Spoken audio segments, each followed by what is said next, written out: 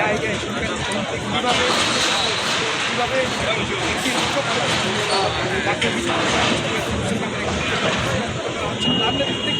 জায়গা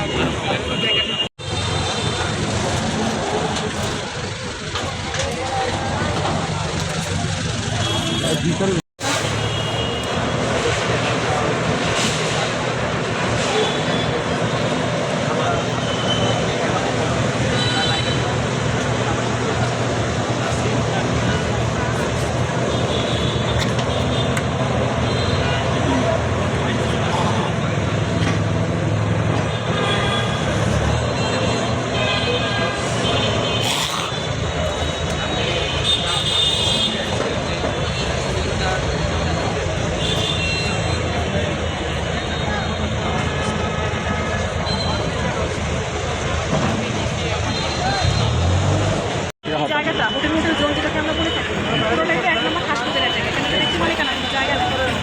তো আমাদের যেসব করে ফেলছিল অনেকগুলো হোটেল হয়ে গেছে যে এগুলো শর্ত মানতে পারে না, সেগুলো প্লট বরাদ্দ বাতিল করা হচ্ছে। এটাও সেরকম একটা প্লট ছিল যেটা হচ্ছে বরাদ্দ বাতিল করে আমরা এটা 1 নম্বর হাসি। তো রিসেন্টলি হচ্ছে কি এখানে একজন ব্যক্তি হচ্ছে এটা দাবি করে এখানে হচ্ছে কি কিছু স্থাপনা করেছিলেন এবং এখানে হচ্ছে কি তারা স্টেও এনেছিলেন, কিন্তু আমরা সুপ্রিম কোর্টে গিয়ে তাদের স্টেটাকে আমরা ভ্যাকেট করে দিয়েছিলাম। তো স্বাভাবিকভাবে এখন হচ্ছে কি আমরা স্টে পাওয়ার পরে এখানে হচ্ছে হোটেল স্থাপনা হয়েছে। এখন স্থাপনা বানানোর ব্যাপারে কতগুলো বিষয় আছে।